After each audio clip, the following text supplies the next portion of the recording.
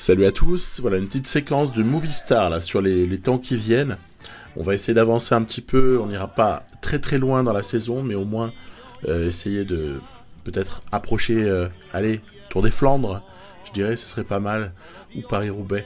Sur un malentendu, j'ai scindé l'épisode 21 en deux parties, 21A, 21B. En fait, je l'ai pas fait de manière chronologique, je l'ai fait un peu plus d'après les coureurs qui composaient les équipes proposées.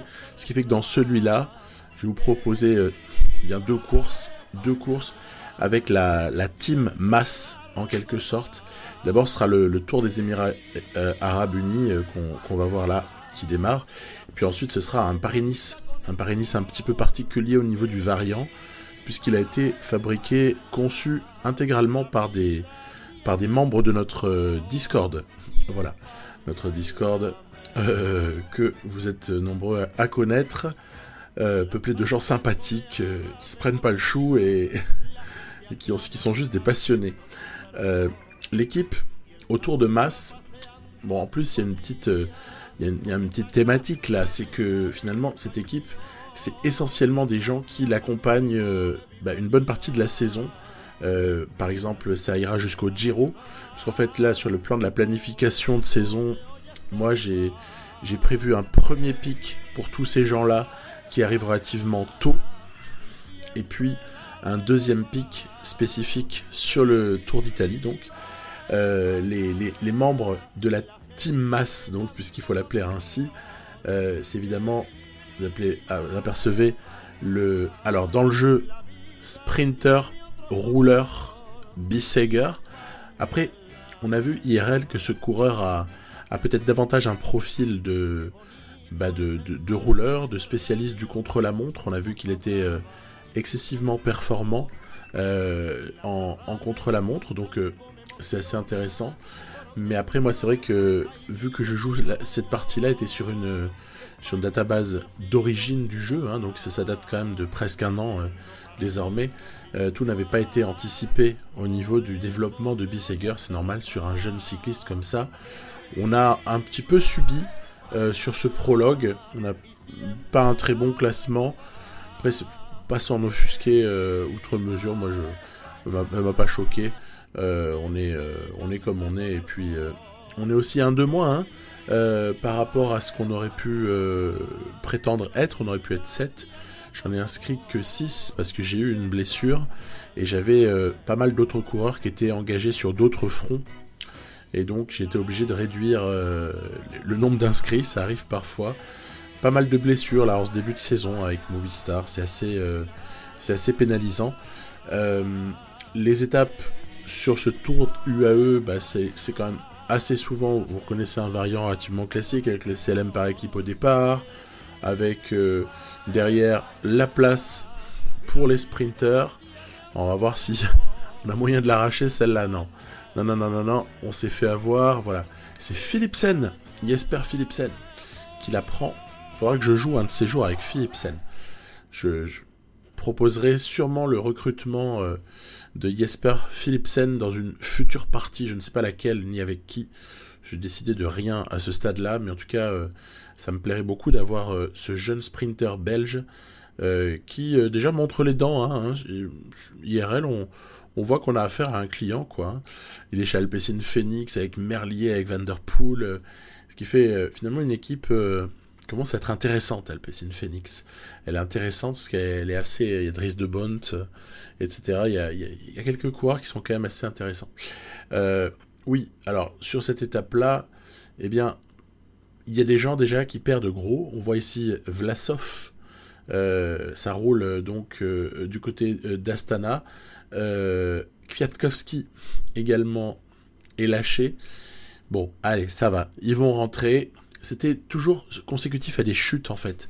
J'ai remarqué il y avait ce phénomène-là qui est arrivé un certain nombre de fois, à savoir chute d'un ou plusieurs coureurs importants, et puis derrière ça roule tant que ça peut pour rentrer. Ça ne rentre pas toujours, suivant le moment où ça tombe. Et comme ça on peut avoir des petits coups de Trafalgar de ci de là pour certains leaders. Bonifacio s'est battu pour le sprint intermédiaire en bas de la montée finale. Allez, on essaie de se positionner. On a Prieto qui est capable de travailler pour Mas. On a Rubio qui est capable également de faire du boulot à certains moments. Carlos Verona reste une arme considérable par moment. Le petit américain Jorgensen aussi, suivant les formes, peut aussi s'avérer précieux. Ce qui fait qu'on a quand même vraiment du monde. Dans cette équipe-là que j'aligne ici, il manque, par rapport à ma team masse traditionnelle, il me manque Mathias Almeida. Hein. C'est Almeida qui est le... Alors on va se faire sauter sur la ligne ici par Tige Benoît, Remco Evenepoel, et Mas fait 3. Parti d'un peu loin, hein. Ça arrive. Il y a Mathias Almeida aussi qui fait partie de cette équipe-là, on l'aura sur Paris-Nice. Donc c'est quand même une équipe qui est quand même assez constituée pour laisser Bissegger se débrouiller, je dirais, dans les grandes lignes. Tant qu'il peut, il se débrouille pour prendre des roues, pour gratter des places. Il n'y a pas un train pour Bissegger. Hein. Et puis en revanche, ou une échappée, hein, peut-être, ça peut être ça également. Et puis en revanche, tout est orienté autour de Mas, avec quand même la possibilité que je me laisse, même si je suis pas vraiment certain d'aller jusqu'au Giro. Je pense qu'on va être un petit peu short au niveau du timing là, par rapport à la sortie du prochain PCM, mais dans un monde idéal, Giro, on sait pas vraiment. Hein. S'il y a un petit coup qui arrive négatif sur Mas, Prieto ou Almeida peuvent largement prendre le leadership de l'équipe. C'est une équipe qui est assez forte finalement pour ce qui est d'accompagner un leader de classement général. Dès lors qu'il n'y a pas un CLM par équipe, en fait, ça va, on est plutôt compétitif, je pense. Alors ici, il ne faut pas trop juger les formes du jour, parce que elles sont ce qu'elles sont. On est hors pic pour certains, donc c'est pas vraiment l'intérêt du truc. Hein. On est que sur le Tour UAE, même si je trouve que c'est une épreuve qui est quand même assez intéressante à disputer.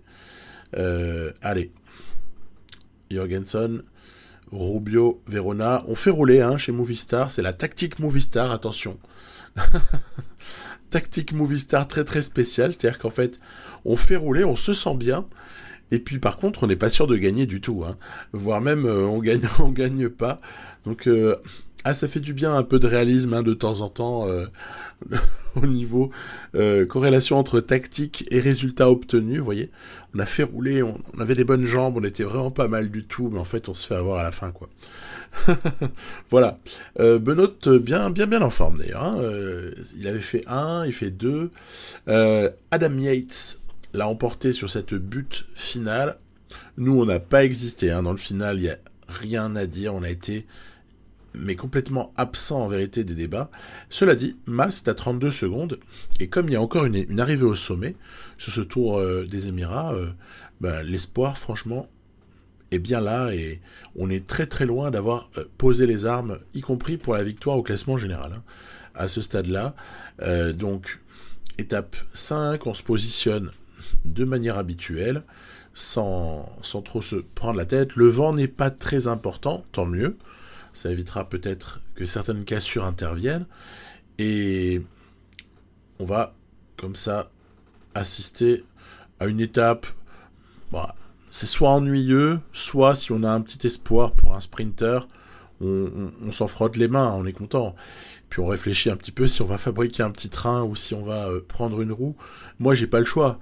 C'est protection de masse, de manière générale, préservation aussi de Prieto. Sait-on jamais, même si à mon avis non, et puis opportunisme éventuel vis-à-vis de Bissegger, s'il peut se glisser quelque part, on va pas se gêner.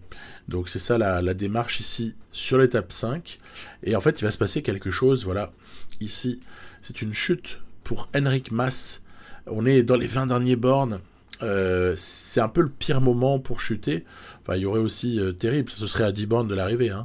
Mais c'est assez embêtant parce que on est bon, certes on a Adam Yates qui est avec nous, on a des gens qui sont intéressés à rouler, mais par contre essayer de boucher comme ça sur les favoris quand on a des équipes de sprinters notamment qui roulent parce qu'elles veulent placer les leurs le mieux possible, bah, c'est assez mal barré pour être honnête. Philipsen va dominer de la tête et des épaules. Il est chez Lotto Soudal ici, hein, dans cette partie. Il avait été transféré. On est en année 3 d'une carrière. Donc les choses ont vraiment eu le temps de bouger. Les coureurs sont plus vraiment là où on les imagine, où on les connaît du tout. Et bah oui, on va prendre un gros éclat. Ouais, Iwan chez Bora, battu par Philipsen qui a rejoint Lotto Soudal, c'est amusant. Donc grosse cassure mangée par Enric Mas, et donc disparition des espoirs de victoire au général. Là, il y a par contre plus le moindre doute. On est complètement revu pour cet aspect-là. On peut juste essayer peut-être de sauvegarder une petite plaçounette au général pour aller peut-être Prieto, on va dire. Hein, c'est des choses possibles, ça encore. Mais gagner, ça va être impossible. Totalement impossible. Bon, petit coup du sort. Ça arrive. On peut pas être toujours exempt de ces problèmes-là. Donc voilà, la chute qui fait mal au plus mauvais moment. Allez, ça roule. Peut-être tirer les leçons de l'étape précédente là et peut-être ne pas partir d'aussi loin. Je parle de c'est la 2 ou la 3 où on avait peut-être attaqué d'un petit peu loin avec Enric Mas et on s'était fait avoir pour la victoire finale. Donc ici peut-être se gérer différemment. On n'hésitera pas à faire travailler Mas au profit de Prieto, étant donné que c'est Prieto le nouveau leader de l'équipe suite à la chute de la veille. Carapace est présent. Bon, de toute façon, ça n'est pas très sélectif. Cette montée n'est pas très sélective. Elle permet aux punchers, par exemple, de passer très très facilement. Elle n'est pas assez longue, en fait, et le pourcentage n'est pas assez élevé.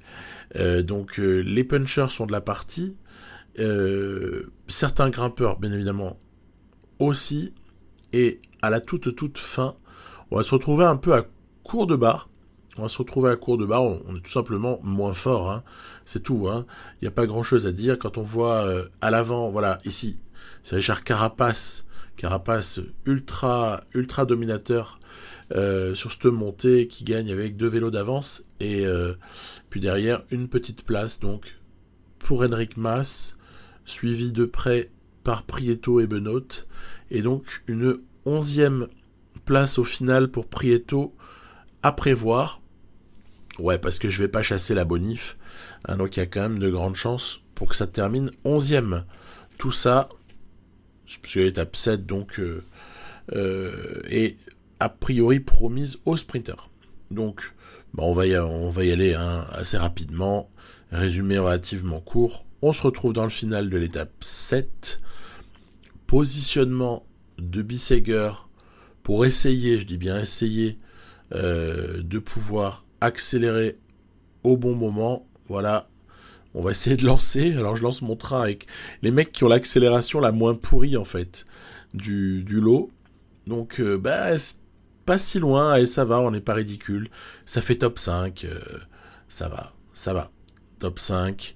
Moi je me dis que sur un Giro avec les moments encore Philipsen hein, qui s'impose avec et Carapace au général de ce tour donc des Émirats, très beau vainqueur hein, Richard Carapace, magnifique. Je me dis que sur un Giro disputé voilà, donc forcément en entier avec 21 étapes, on sait qu'il y a les moyens de partir à des moments, on sait qu'il y a des sprints qui peuvent être pris alors qu'on s'y attend pas nécessairement. Bissegger peut espérer quelque chose. Alors merci à Emeric. On passe à Paris-Nice. Emeric à la conception et JP Le Cobra à la réalisation. Ouais, parce que c'est du boulot hein, de fabriquer les variants. Moi, c'est quelque chose qui m'échappe complètement, mais ces deux acolytes s'y sont mis. Ils ont créé ce truc-là il y a quelques temps. Et puis, voilà, j'aurais promis que je le jouerais. Donc, c'est un Paris-Nice un petit peu original qui reste dans l'esprit de Paris-Nice, bien sûr, parce que Emeric a respecté ça, Et puis en revanche, bah voilà, on a les petits tracés qui sont pas forcément des étapes, c'est des étapes certaines qui ont jamais existé, quoi. Voilà, certaines. Hein. Voilà. Donc après on retrouve les cols principaux. Paris-Nice reste Paris-Nice. Étape 1, donc toujours plus ou moins la même équipe. Hein, je vous l'avais annoncé. La seule modification, c'est la présence de Jean Almeida, qui, je vous l'avais annoncé, avait d'autres occupations jusque-là. En fait, on l'entreapercevra sur 2-3 petites courses classiques Drôme, Ardèche, dans l'épisode 21B là, que je vous proposerai assez rapidement, je pense. Allez, le sprint pour la victoire d'étape, c'est parti. Bisseguer est dans le coup. Allez mon grand, sprinte-moi ça. Sprinte-moi ça. Bah écoutez, ça va encore faire top 5. Voilà, on n'a pas de quoi rougir. Viviani, Demar, Ackermann, Groenewegen, Van der Poel est battu. Bon, Christophe Laporte également. Donc top 5. Allez, moi je dis c'est correct. C'est l'étape 1. Puis il va m'arriver un petit désagrément sur l'étape 2. Je l'ai joué. Mais en vérité, j'ai eu un problème d'enregistrement. Ce qui fait que on va se retrouver malheureusement avec pas d'image pour cette étape-là, qui a été remportée par Tadej Pogačar qui prend le général. Donc étape 2. Bon, il y avait une bosse à la fin en fait. Hein, donc c'était assez propice au punch de quelqu'un comme Pogačar, qui va donc comme ça prendre le général, mais tout le monde reste placé, il n'y a pas de différence nette qui a été faite au moment d'attaquer, et il n'y aura plus de bugs cette fois-ci, aucun problème d'enregistrement. Les étapes 3, 4, 5, 6, 7, 8, allons-y. Donc déjà, vous voyez, elle est, moi je l'aime bien, cette étape 3, elle est assez accidentée dans le final, elle peut peut-être permettre de faire des choses. Alors là, évidemment, vous jouez avec un très fort descendeur. Il y a moyen de se faire super plaisir dans le final. Hein. Après, c'est pas vraiment la spécialité maison, les notes de descente avec mon équipe Movistar alignée ici. Mais vous faites cette étape-là avec, bon, Philippe, il est fort partout, mais je sais pas, moi, un Mohoric, tiens, voilà. S'il arrive à tenir les précédentes difficultés, Mohoric qui se barre dans la descente, il n'y a plus personne qui le revoit, quoi. C'est un exemple. Donc, on surveille un peu le placement.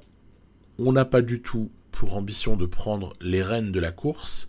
Resserrement de la route assez sympathique ici. Moi j'aime bien.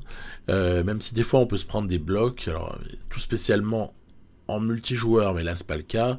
Mais des fois même en humain contre IA, on peut se prendre des blocages assez relous, mais c'est pas le cas ici. On essaye de se positionner bien à l'avant, et puis on va voir un petit peu de quelle manière est-ce que les dégâts se comptent à l'arrière. C'est assez vallonné avant la prochaine difficulté, donc il va y avoir sûrement des dégâts, sûrement y avoir des cassures, des gens qui se font piéger sur les relances. Le grand classique en tout cas sur PCM. Je n'ai pas spécialement vu de différence majeure annoncée pour l'opus 21 de PCM, donc à apparaître dans environ un mois, 5 semaines, un petit peu plus, au moment où je parle. En revanche, les nouveautés annoncées sont un petit peu sur d'autres thématiques. Pourquoi pas, elles ont l'air sympathiques. Allez, attaque d'Almeida. Oui, ce que je veux dire par là, c'est que c'est pas dit que sur le gameplay, on soit encore avec une révolution par rapport à ce qu'on connaît. Attaque d'Almeida qui est très très rapidement contrée par Roglic. Kwiatkowski est très présent. Le maillot jaune, Pogačar, est également là. Il surveille tout le monde. Et on se retrouve avec un petit groupe dans le final de cette étape. Elle est très, très nerveuse. Elle est très délicate. Attention, cassure. Schachmann, Pogačar, et c'est probablement Roglic qui est parti avec. Nous, on a essayé de faire quelque chose au final. Ça s'est un peu retourné contre nous. Pas évident, surtout qu'au sprint, on n'a pas de vraie chance là, ni avec Prieto, ni avec Enric Mas. Donc on va juste jouer placé sur ce coup-là, et puis ce sera très très bien. Déjà, victoire de Primoz Roglic, et ce sont Tadej Pogačar et Michal Kwiatkowski qui viennent compléter le podium. Parfait, très bien. Vous pouvez pas espérer davantage. Ça m'a surpris, ouais, que certains se fassent lâcher, mais bon, ok, on a l'habitude que ces choses-là arrivent. Voilà, Prieto, Mas sont placés, ils sont à 15 secondes de Pogačar. Ce n'est rien, 15 secondes. Et là, c'est un joli contre-la-montre qu'on propose à étape 4, contre-la-montre du côté de Vienne. On n'est évidemment pas favori d'un contre-la-montre, mais je sais par expérience avec Enric Mas que sur ce type de profil, il n'est pas ridicule. Il est capable d'exister, notre Espagnol. Un petit mot juste au passage, c'est l'occasion. Bon là, je reconnais le parcours avec mes premiers coureurs, etc. Le grand classique PCM, on peut s'ajuster un peu. Vous avez vu le fort pourcentage ici. C'est monstrueux. Hein. Par moment, il y a des petits murs là. C'est terrible. Un petit mot sur Enric Mas et sa grosse désillusion récemment. Ça vous aura vraiment pas échappé de constater que le début de saison de la Movistar n'est pas exceptionnel. Au final, la plus belle perf ne serait-elle pas cette 3e place sur la flèche l'autre jour pour Alejandro, l'inusable Alejandro. Et puis il y a cette grosse contre-perf, moi je trouve, sur Valencia, sur Valenciana, où il se fait quand même manger, notamment par Kung. Et pourtant, il y a le CLM sur lequel il prend très très cher, mais il y a quand même, malheureusement, une étape de montagne sur laquelle il ne fait pas la différence, quoi. Donc, c'était assez humiliant, j'ai trouvé. J'étais assez désolé pour Enric Mas, qui a une belle forme, hein. Très belle forme du jour pour Enric Mas. Peut-être limiter les dégâts sur ce coup-là. Hein. On est peut-être en situation où quelque chose de pas humiliant va se produire cette fois-ci. Bon, après, quand même, juste pour modérer ce que je venais de dire à l'instant, le Tour de Valence, là, récemment, n'était pas non plus tracé expressément pour les grimpeurs, puisque sur l'étape 3 que Mas remporte, ce qui est quand même un résultat qui est quand même à son honneur, c'est plutôt l'impression générale en fait qu'il dégage depuis le début de saison, qui ne donne pas tellement confiance. Catalogne, Pays Basque, c'était quand même pas fameux. Mais sur le Tour de Valence, l'étape 3 était la seule finalement à proposer une arrivée au sommet. Mais au final, elle ne permettait pas de faire de gros écarts non plus, quoi. Je crois qu'il y avait un peu plus d'une trentaine de secondes sur Kung à cette arrivée-là. Bon, toujours est-il. Allez, revenons à nos moutons. Toujours est-il que Mas gère la barre très bêtement. Hein, c'est pas, il y a rien de, il y a aucun scoop PCM dans la manière de gérer la fin de course comme ça d'Enric Mas. Attention à la fin, c'est rigolo. Il y a, voilà, hop là, la petite subtilité qui est de vider la barre, allez, on va dire 100 mètres avant la ligne, voilà. Et pas avec Prieto, mais avec Mas. Donc, gros temps pour Enric Mas à l'arrivée.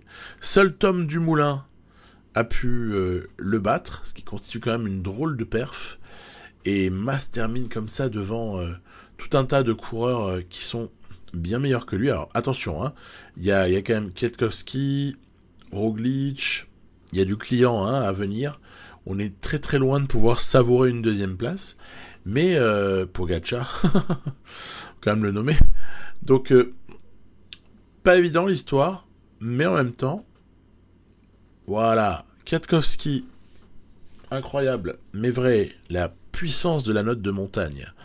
Même Roglic est battu par l'excellente performance d'Enric Mas, et Pogačar l'est également. C'est qu'en fait, on se gratte les yeux, on ne comprend pas. oui, Enric Mas vient de prendre le maillot de leader pour 2 petites secondes sur Primož Roglič. Ça paraît inouï d'avoir fait ça sur cette étape de contre-la-montre, mais pourquoi pas ? Pourquoi pas, après tout. La forme était excellente, il faut quand même le dire, mais après il y a aussi un petit peu de préparation, logique. Pic de forme n'est pas arrivé par hasard. C'est parti. Étape 5. Ensuite, relativement vallonné. Arrivé encore une fois derrière une descente. Et puis, on peut voir que il y a surtout, dans la subtilité du profil de l'étape, énormément de passages qui sont très difficiles. Cette étape est folle. Alors que quand on regarde le profil global, là, comme ça, on pourrait presque croire à quelque chose d'assez tranquille. En vérité, dans le détail, elle est dingue, parce qu'il y a beaucoup de petites côtes, hein, comme je vous le disais juste avant. Des raidillons là, qui cassent les pattes, c'est une catastrophe. Une catastrophe si on se met dans la peau de celui qui doit pédaler, bien sûr, vous voyez, à l'image de ce type de passage, avec la relance derrière. Ça, t'en fais 7, 8, 9, 10, t'as plus personne dans le peloton, quoi. S'il y a déjà eu 100 ou 150 bornes avant, c'est radical. C'est radical, ça fait la décision. Donc, on essaie de se gérer, on essaie de pas se faire surprendre, parce qu'à la limite, le vallon n'est pas notre première qualité avec cette équipe alignée. Allez, on pourra aussi tenter un peu des coups, voir si on essaie d'énerver un petit peu tout le monde, ou est-ce qu'on reste assez sagement avec nos 2 secondes sur Roglič. Je vous avoue que avec encore une arrivée au sommet à étape 7, j'ai pas vraiment envie de jouer la montre et de me contenter de peu, parce que je pense que Roglič a les moyens de nous reprendre ce temps-là. Il sprinte mieux que Mas, il peut donc gratter des bonifications. Donc c'est illusoire de vouloir s'asseoir sur ces 2 secondes. Non, je pense beaucoup de choses se joueront, à condition qu'on n'ait pas cédé avant, mais beaucoup de choses devraient se jouer au sommet à l'étape 7. Alors, oulala, que c'est beau dans le détail, ces petits raidillons, ces différences de pourcentage là. Allez, encore un, tiens, mange-toi ça. Après, hop, ça redescend. Derrière, ça remonte. Assez sympathique, hein, vraiment. Et puis surtout, ça fait quand même ça va faire des dégâts. Ça va faire des dégâts. Il y a déjà plus que 70 coureurs, mais on est encore assez loin de l'arrivée. Il y a moyen peut-être encore de jouer avec peut-être Almeida, parce que lui il n'est pas placé au général par rapport à Prieto et à Mas. Donc peut-être qu'Almeida peut le faire, d'essayer de tenter un petit truc, voir un peu comment ça va réagir. Allez, on accélère en tout cas ici avec notre Portugais. Voilà, hop là, la petite cuvette. C'est parti. Ça ne sort pas pour le moment. Ça ne sort pas. J'ai décidé, vous voyez, de plutôt durcir la course. Voilà. Décidé de durcir la course en me disant qu'on pouvait peut-être assister à la défaillance de quelques-uns. Et on voit aussi ici, limite, on n'était pas loin de faire une jolie cassure, mais elle n'intervient pas. Benoît Cosnefroy qui contre, c'était juste pour l'intermédiaire. Voilà, gros rythme, hein, donc imposé ici. On n'a pas choisi de partir avec Almeida, on l'a même sacrifié. Derrière, c'est Prieto à qui on provoque la cassure. Hop là, ici, pour forcer tout le monde à réagir derrière. Prieto, top 5 au général, donc à surveiller. C'est Van der Poel qui va faire un immense boulot sur cette étape 5 pour essayer de reprendre Prieto. J'ai un peu regretté à un moment donné que ce soit le cas. Donc Van der Poel chez Nippo Delco, hein, on est bien d'accord. Il y a signé là au dernier mercato dans cette partie.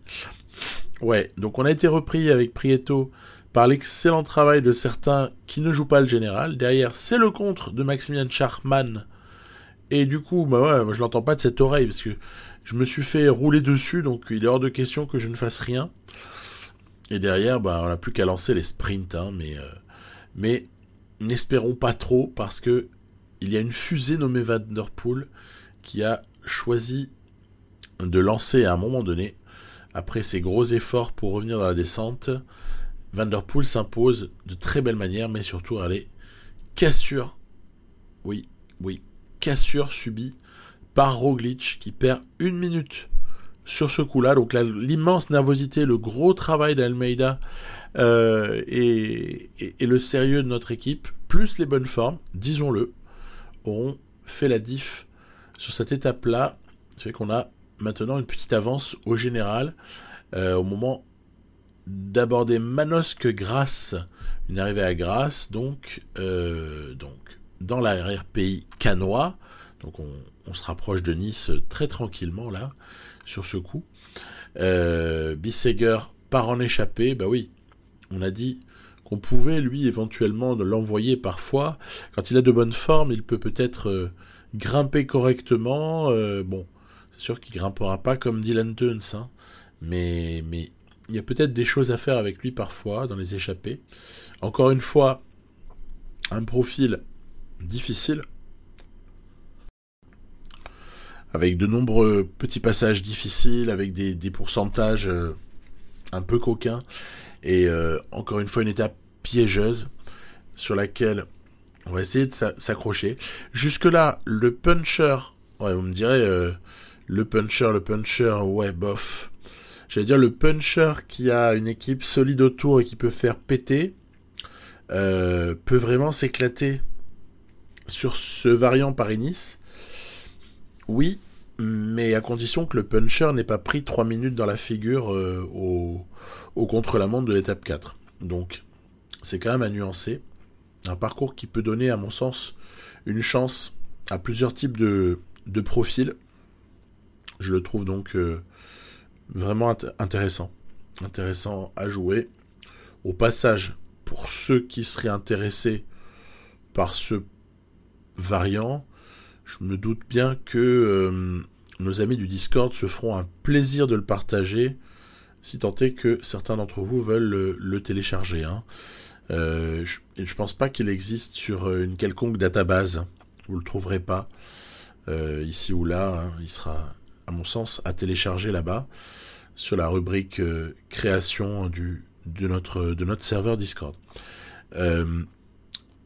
Bissegger, vous avez vu, j'essaie de me battre, mais ce sera bien difficile de résister, dans l'échappée en tout cas, même si là il y a eu un peu d'air qui s'est donné, puisque dans un deuxième temps il y a une deuxième échappée qui s'est relancée, et il y a peut-être quelque chose, mais c'est bien délicat. Puis là aussi je me dis, non écoute, on va faire rouler. J'ai encore envie de faire un petit peu sauter des gens dans cette étape 6. Du coup, Bissegger étant lâché, je pense qu'on va pas insister non plus tellement avec le Suisse. On demandait de se relever et de venir collaborer avec les équipiers d'Enric Mas. Voilà. Le chef des équipiers, c'est Almeida. Prieto, c'est le petit gars qui est protégé dans la roue du leader. Et Mas, écoutez, on va voir encore une fois ici des up and down qui sont assez rigolos. Allez, on roule. L'échappée a peut-être une chance en fait à ce stade-là. Vous voyez, presque 3 minutes. Si c'est pas la bataille derrière et s'il reste pas du monde pour rouler, et regardez, ce sera pas le cas, puisque peloton réduit à 27 unités. Si c'est pas nous qui roulons, moi ça me paraît être bon pour l'échappée. A priori, Kwiatkowski a subi. Il y a des tas de coureurs qui sont à 2 doigts de lâcher sur cette fin d'étape. Très très difficile encore une fois. Almeida, on gère un peu. Après, on demandera peut-être à Prieto de faire l'effort. Voir si Mas peut en planter une. Mais attention, c'est aussi un peu piégeux. Il y a une descente, mais dont on n'est pas certain qu'elle puisse vous re-remplir la barre, si vous voyez ce que je veux dire, si vous la faites tout seul en tout cas. Et donc partir seul me paraît dangereux et complètement fou quand on a le maillot jaune sur les épaules. En revanche, ouais, à mon sens, c'est un endroit où on pourrait tenter des coups si on n'était pas en tête. Là, moi je suis obligé d'être plutôt raisonnable. On va laisser la victoire d'étape. Hein, on a bien compris, 4 minutes. L'histoire, elle est pliée pour devant. Ciccone, Wellens, Guillaume Martin. Voilà, ça va se battre, mais ce sera sûrement pour l'un de ces deux hommes. Devant, on voit que Wellens à l'instant n'était pas au mieux. Et puis il y aura un petit mur final, histoire de régler tout ça. Nous derrière, on compte les morts. Il y a beaucoup de gens qui sont distancés. On a encore une fois une étape qui a été assez sélective. Je vais utiliser Almeida au max, ne pas chercher à faire craquer Prieto pour lui préserver un petit classement au général qui soit sympathique, parce que le jeune Colombien mérite qu'on fasse attention à lui. Ciccone et ses sbires en poursuite derrière Wellens et Guillaume Martin. Ça paraît plutôt à l'avantage de ces deux hommes tout en tête de la course. Derrière, écoutez, on peut se permettre du coup de rouler. Là maintenant, on va avoir de quoi assumer la montée finale. Vous voyez, il y a un fort pourcentage au milieu, mais sinon c'est assez gérable. Hein. C'est assez gérable. Un puncher, par exemple, ici doit s'en sortir de la meilleure des manières. Donc c'est pas forcément pour masse. Attention. On va essayer de résister, parce que Roglic, Benoît, Thomas et Thibaut Pinot font du bon boulot. Voilà, Mas va y aller. Je vais perdre du temps avec Prieto, probablement, si ça continue comme ça. Et devant, qu'est-ce qui va s'imposer ? C'est Tim Wellens qui s'est imposé. Il a lâché Guillaume Martin sur la toute fin de cette montée. Et le sprint des favoris, voilà, il n'y aura plus de bonification, de toute façon. Et Prieto va limiter un peu la casse. J'espère qu'il ne va pas prendre un peu une cassure de temps. Peut-être que ça passe. Il y a encore peut-être moyen de le préserver. Derrière, voilà, on constate que Quintana et Dumoulin ont quand même un peu explosé en vol. C'est pas la première fois dans ce jeu, ni la dernière. Et donc, au général, toujours une avance pour Mas sur Geraint Thomas. Et attention à Maximilian Schachmann, 3e en embuscade. Arrivée, donc, je vous promettais une arrivée au sommet à étape 7. C'est celle-ci, arrivée au sommet au col de Vence. Donc, le col de Vence, c'est un classique de Paris-Nice quand même. Hein. Pas l'arrivée au sommet nécessairement, hein, mais le passage au col de Vence, quand même, ça évoque des souvenirs. Alors moi, à titre personnel, mon souvenir principal pour le col de Vence sur PCM avec des coureurs des dernières années, c'était avec Lotto Soudal sur PCM 2018, où je me souviens, c'était une de mes premières courses en extrême, et j'avais eu le bonheur à un moment donné de faire une différence avec Tige Benoît, et donc Lotto Soudal de l'époque, sur le col de Vence. Et je pense que c'est un clin d'œil à cela de la part d'Emeric que ce tracé-là. Voilà, et la présence du col de Vence sur ce variant proposé ici de Paris-Nice. Alors attention, on va pas faire de cassure ici, hein, faut pas rêver non plus. Voilà, on roule. On n'est pas non plus en train de se dépouiller. Hein. On fait rouler parce qu'on en a les moyens. En l'occurrence ici Almeida. Déjà, vous allez me dire quoi ? Tu roules très très loin de l'arrivée. Ouais, c'est vrai. Parce que j'ai envie de pouvoir, je dirais, prétendre peut-être à la victoire d'étape. Donc, je surveille l'écart. Je ne veux pas que ça parte trop cette fois-ci. Et puis après, on verra avec qui est-ce qu'on peut tenter quelque chose. Les coureurs sont relativement fatigués. Après, il y a une grosse zone de récupération, là, voilà. Passer cette difficulté, on va dire passer le GPM, pour lequel certains sprintent ici, au sein de l'échappée, voilà. Hop, chose faite. Passer ce GPM, il y a une énorme plage de récupération, c'est pour ça que je me suis permis de rouler pas mal au départ.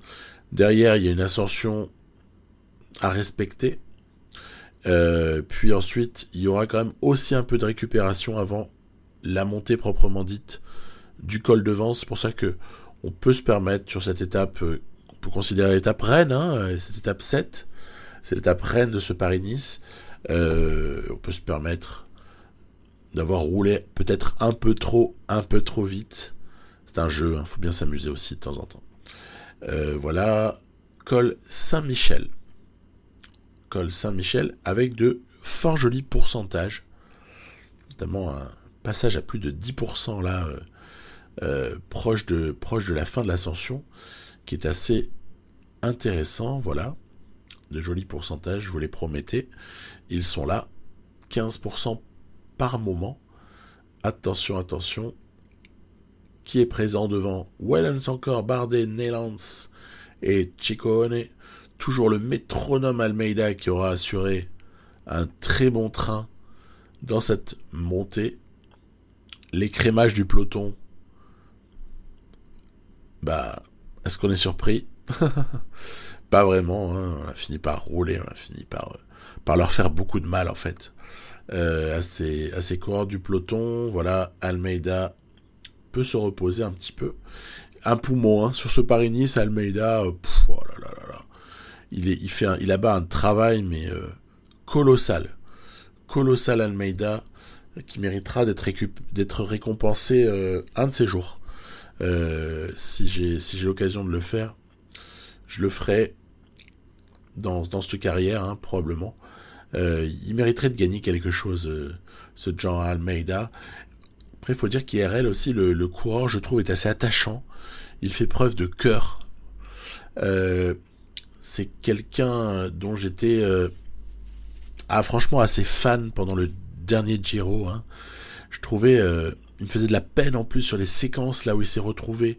Mais après, c'est le cyclisme, à devoir rouler seul alors qu'il avait été lâché. Il y a eu beaucoup de courage de la part d'Almeida qui, à un moment donné, je le revois encore, il était en rose, le pauvre. Il était là, tout seul à rouler dans son groupe. Personne lui filait un coup de pédale. C'était encore une fois, c'est le jeu, mais c'était un peu touchant en fait, je trouve, pour le bonhomme, qui en plus s'avère dans la réalité être un fort bon rouleur, mine de rien. Il punch bien, il n'est pas ridicule lorsque les forts pourcentages arrivent. En gros, on a quelqu'un de vraiment intéressant. Allez, Thibaut Pinot lance dans ce col de Vence les hostilités. Roglic, attention à Primož Roglic, il a beau avoir du retard au général, ne laissons pas sans rien faire. Almeida a terminé son taf, Prieto a abdiqué depuis fort longtemps. C'est Mas qui va devoir se lancer à la poursuite de Primož Roglic. Est-ce qu'il va réussir à l'attraper dans le brouillard du col de Vence? Écoutez, j'ai envie de dire non, mais le retard concédé n'est pas très important. Donc, le maillot jaune semble plus que jamais bien installé sur les épaules de l'ami Enric Mas. Voilà, ça arrive après au compte-gouttes les uns et les autres. J'étais étonné par le mauvais comportement de Buchmann, je trouve, sur ce Paris-Nice. Il avait des arguments à faire valoir, ça n'a pas été le cas. Voilà, donc 34 Roglic, 48 Thomas, Pogačar terminé, Pinot terminé. Et surtout vu le profil de l'étape 8, qui est, on va dire, assez conforme à du profil type d'étape 8 de Paris-Nice. Enfin, quand on la remodèle pas la veille au soir ou le matin, si vous voyez ce que je veux dire. glisse un mot par rapport à ça. Je peux pas m'empêcher. Moi, je parle le 24 avril, là. Après, il y a le temps d'upload, etc. Je suis obligé de faire les choses à l'avance. J'ai pas la fibre. Je suis quand même encore marqué par le non-déroulement de Paris-Roubaix.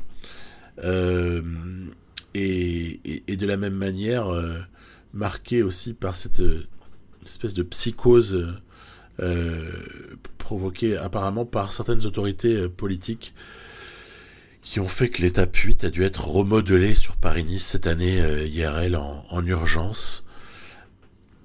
Je ne sais pas ce qu'un peloton de professionnels tous testés négatifs va bien pouvoir apporter comme désagrément, mais voilà. Ok. Visiblement, il y a des gens qui sont ultra spécialistes de la question. On a les petits classiques ici de l'étape 8 en général de Paris-Nice, aperçu un certain nombre de fois ces dernières années. Ici, c'est la côte de Levance. Oui, on prononce les S dans la région. Donc la côte de Châteauneuf, ensuite. Voilà. Et puis, on aperçoit que la tentative d'Almeida, c'était vraiment pour m'amuser, en fait. C'était vraiment pour m'amuser. J'ai tenté de partir à un moment donné. On pourrait aussi s'amuser à ce moment-là à partir avec Prieto. Prieto, dont on peut espérer sauver le top 10, mais honnêtement, il a explosé, donc il a perdu son podium potentiel, il a perdu. On peut tenter des choses avec lui. Et voilà. Mais Mas semble quand même assez solide. On voit pas tellement sur ce profil-là comment est-ce que Roglic ou Thomas pourraient nous mettre en danger. Regardez ce qui reste. Il reste Côte de Paye. C'est vrai qu'elle est jolie, hein. Elle est jolie. Mais est-ce que on va se faire distancer là-dessus? Moi, je ne le crois pas. Je ne le crois pas. Donc, Enric Mas relativement tranquille, hein, au final, sur cette étape 8 de Paris-Nice. Au final, le moment où les choses basculent sera vraiment l'étape 4. Même si, attention, les 5 et 6 étaient vraiment costauds et auront provoqué de sacrés dégâts. La 7 n'aura pas déçu pour ce qui est de l'explication entre les meilleurs, puisque Roglic s'y est imposé de manière assez jolie. Allez, je lance Almeida, mais il n'a plus rien, le pauvre. C'est peut-être pas le moment de trop tenter, il n'y a pas énormément de barres à ce stade-là. Voilà, donc regroupement, poursuite toujours d'une échappée. Vous voyez là-haut, c'est sorti là-bas. Je continue à faire sortir Almeida, en fait, ça m'amuse. J'aime bien voir les réactions du peloton. Je trouve que c'est assez amusant, parce qu'en fait, il y a des mecs qui n'ont pas le droit de sortir, quoi. C'est vraiment flagrant. Allez, hop là. Côte de Paye à nouveau. Côte de Paye. Col d'Aise surtout. Voilà. C'est le col d'Aise. Alors là, on reconnaît, hein. C'était pas le Côte de Paye juste avant, évidemment. C'est le col d'Aise. Col d'Aise. Après, la petite descente sur Nice, là. Comme si on arrivait de Monaco. Voilà. Tranquille. On va voir si quelque chose est faisable. Ben ouais, j'insiste toujours avec ma victoire d'étape potentielle là, parce que ça commence quand même à me fatiguer de pas avoir réussi à en glaner la moindre. Il n'y a pas de victoire d'étape dans cet épisode, je sais pas si vous avez remarqué. Est-ce qu'il y en aura une sur la toute fin? Allez Prieto, tu peux le faire. On approche de la promenade. Alors si Prieto s'impose au sprint sur la promenade des Anglais, moi je suis moine, hein. Donc victoire de Tige Benoît devant Guillaume Martin, Thibaut Pinot. Un bon Benoît dans cet épisode, vous avez vu. Entre le Tour UAE et Paris-Nice, il était en canne, hein, le Tige. Hein. Et voilà, tout ça est terminé. On n'aura donc pas gagné la moindre étape, mais Mas prend le général de Paris-Nice. Un variant donc fort sympathique. J'en remercie encore une fois les auteurs. Et je vous dis à très vite. Prochaine vidéo sera encore du Movistar. Ce sera du Movistar. Et ce sera en fait tout ce qu'on n'a pas vu dans cette période. Et on essaiera d'englober Tirreno avant, j'espère, d'enchaîner un suivant avec MSR et Catalogne, quand même un objectif. Hein. Catalogne et des petites classiques flandriennes. Voilà. À très vite. Bye bye, portez-vous bien. Et bon Liège à ceux qui vont le regarder.